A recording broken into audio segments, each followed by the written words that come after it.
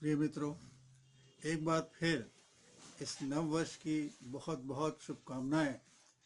और अब हम नव वर्ष में प्रवेश कर रहे हैं, तो इसलिए नई नई बातों को भी थोड़ा सा हम देखना चाहते हैं। हर नई चीज़ अच्छी लगती है, जैसे नए कपड़े, नई व्हीकल, नया घर और किसी भी प्रकार की जो नई चीज़ें होती हैं। इंसान के बच्चे भी जो छोटे होते हैं, छोटे छोटे होते हैं तो बड़े खूबसूरत लगते हैं। यहाँ तक कि जानवर के बच्चे भी, बकरी हो, कुत्ता हो, बिल्ली हो, जब ये होता है तो हम उसे गोद में लेकर उसे खिलाना चाहते हैं।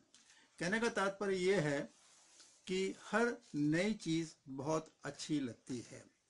और अजीजों, इसीलिए प्रभु भी ये चाहता है कि हमारा जीवन, आत्मिक जीवन जो है वो नया बने।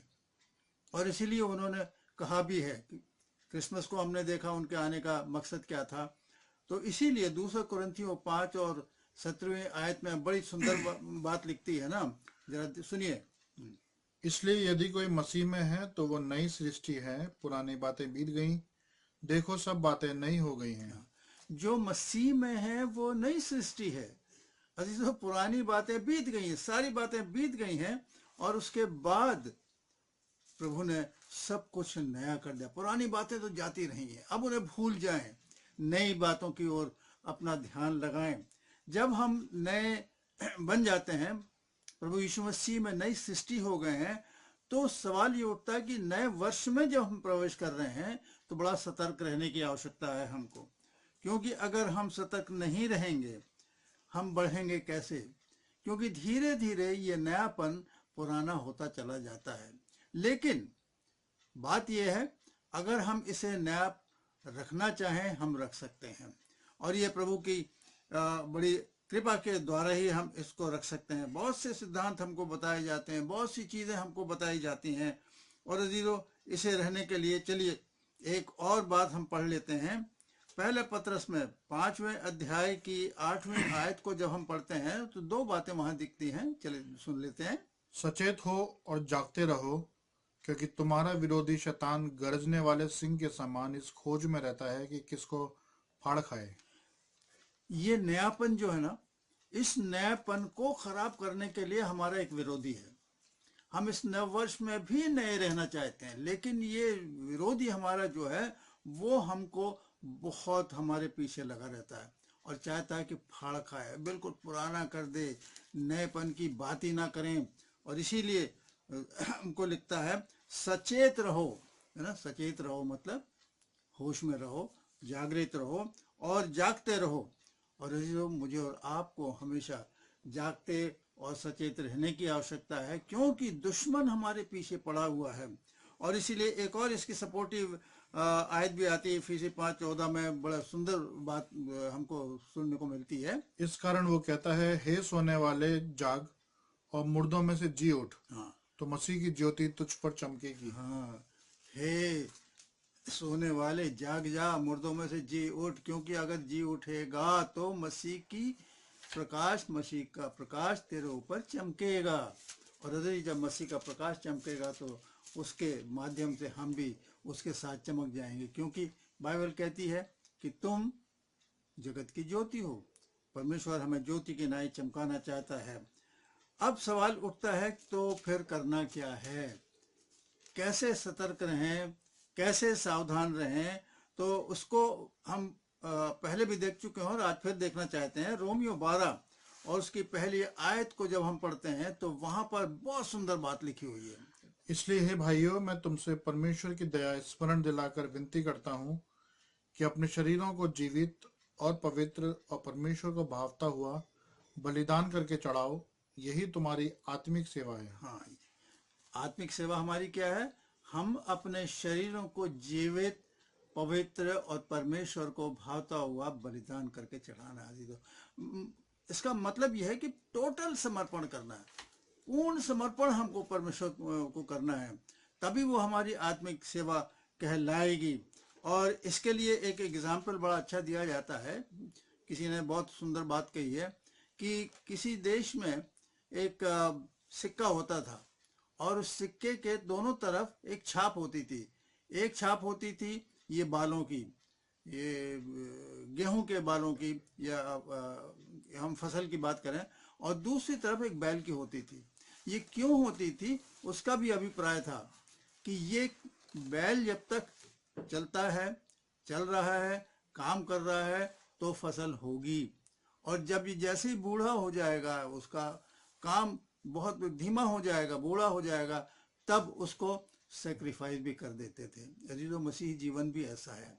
मुझे और आपको इस नएपन में चलते रहना है। और अगर ऐसा मौका भी आ गया तो कहते हैं ना कि आत्मिक सेवा हमारी कैसी है, परमेश्वर को ये जिस्म पूरी तौर से हम समर्पण करें, और तभी परमेश्वर मुझे और आपको और भी आगे उठाएगा।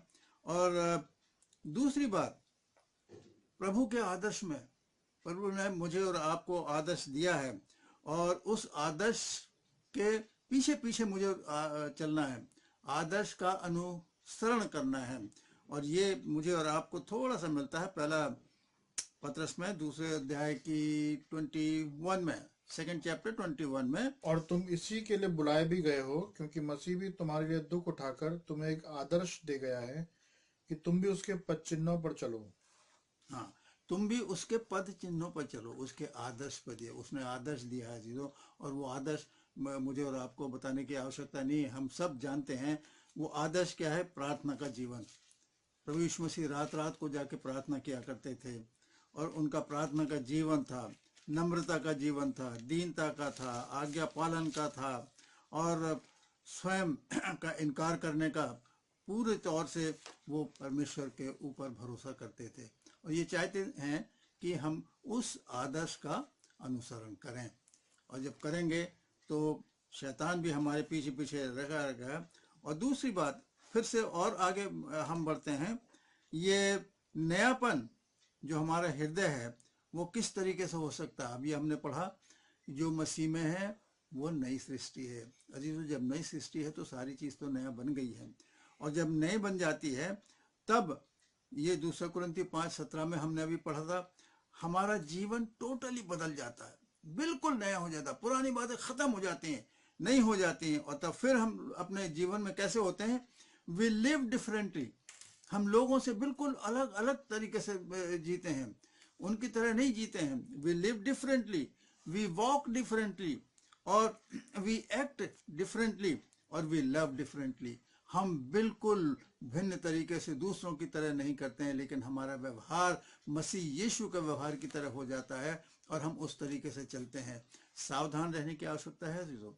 जब आप चलेंगे, शैतान हमारे पीछे होगा, हमको अपने साथ देखना पड़ेगा, सतर्क रहकर, कि कहीं ऐसा ना हो कि हम मिट जाएं।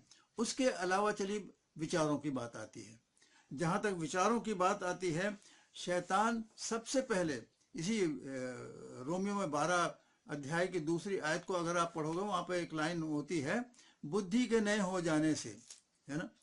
कहने का तात्पर्य यह है कि शैतान सबसे पहले हमारे विचारों को कैप्चर करता है, और जब हमारे विचारों को कैप्चर कर लेता है तो उसी को बदलना है, उसी को तो बदले रहना है, वो नया हो जाना है। और उसमें बड़ा सुंदर लिखा हुआ है कि हमारे बुद्धि के नए हो जाने से। तो अभी तो 2 काम होते हैं, बुद्धि का नया हो जाना, मतलब जो पुरानी बातें हैं खत्म होकर बुद्धि नई हो गई है, तो हमारा चाल चलन भी बदलता चला जाता है, और हम परमेश्वर की भली और भावती इच्छा भी जानने लगते हैं। ये मेरे और आपके साथ में होना चाहिए। अब ये विचारों को कैसे करना चाहिए? देखिए, विचारों में 3-4 पी हैं जो हम लोग अक्सर देखते हैं अपने सीखने के लिए कि याद रहे। सबसे पहले positive thinking, positive thoughts. Negative thoughts, ये नकारात्मक विचार तो आना ही नहीं चाहिए।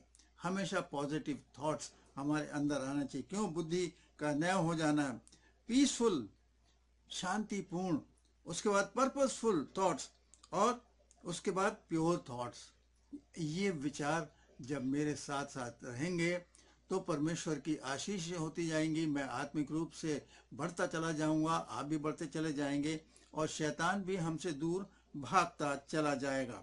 और अजीजों, इसके लिए मुझे और आपको प्रभु यीशु मसीह ने जो एक वायदा दिया है ना, मत्ती 28 और उसकी 20वीं आयत को अगर आप देखोगे तो वहां क्या कहता है कि मैं जगत के अंत तक तुम्हारे साथ हूं। जरा सुन लीजिए क्या लिखा है। और उन्हें सब बातें जो मैंने तुम्हें आज्ञा दी है मानना सिखाओ, और देखो मैं जगत के अंत तक सदा तुम्हारे संग हूँ। हाँ, तुम मेरी बातों को सुनना, जो तुमने सुना है उनको सिखाना, और जब तुम सिखाओगे तो बी एश्योर मैं दुनिया के अंत तक तुम्हारे साथ हूँ। अजीजों, प्रभु यीशु मसीह मेरे और आपके साथ है। जब हम उसके साथ साथ चलते हैं, इस नएपन को बनाए रखने के लिए मैं और आप प्रयास करते हैं, तो शैतान से तो मुझे सतेज होना, सतर्क रहना, क्योंकि वो फाड़ खाने वाले भेड़िए की नहीं हमारे पीछे लगा रहता है। लेकिन प्रभु यीशु मसीह ये कहते हैं कि मैं तुम्हारे साथ हमेशा बना रहूंगा। और इसीलिए फिर मुझे आपको क्या करना है? मुझे और आपको उस पर भरोसा करना है। पुराने नियम में बड़ी सुंदर एक आयत दी गई है ना? यिर्मयाह उसका 17वां अध्याय की 7वीं आयत को अगर आप पढ़ोगे तो बहुत सुंदर बात लिखी हुई है वहां। धन्य है वो पुरुष जो यहोवा पर भरोसा रखता है और जिसने परमेश्वर को अपना आधार माना हो। हाँ, जिसने परमेश्वर को अपना आधार माना हो। धन्य है वो पुरुष जो परमेश्वर पर भरोसा करता है। अजीजों, मुझे और आपको निरंतर संपूर्ण तरीके से प्रभु पर भरोसा करना है। उसके लिए एक बड़ा अच्छा एग्जाम्पल दिया जाता है कि एक छोटे बच्चे को अगर आप लेते हैं तो छोटे बच्चे को या तो खिड़की पे आप बिठा दें या किसी दीवार के आप ऊपर बिठा दें।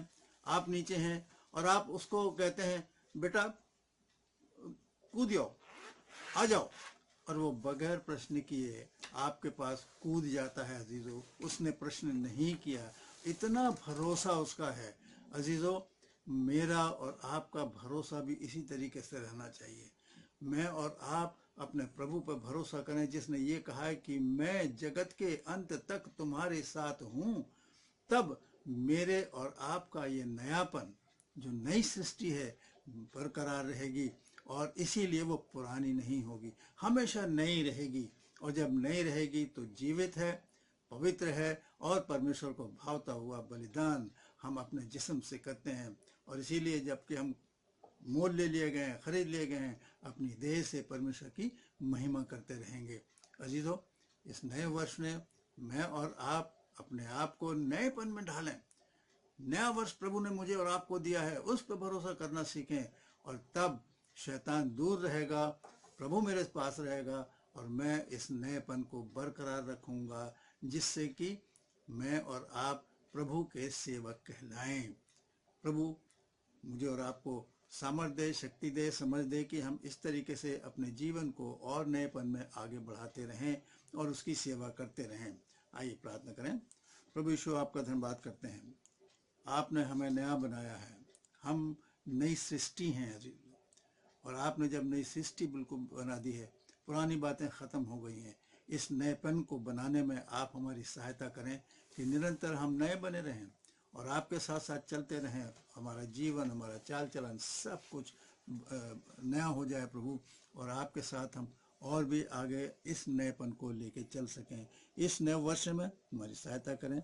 सारी आशीषों के लिए एक बार धन्यवाद देते हुए प्रभु यीशु के पवित्र नाम से मांगते हैं, आमीन।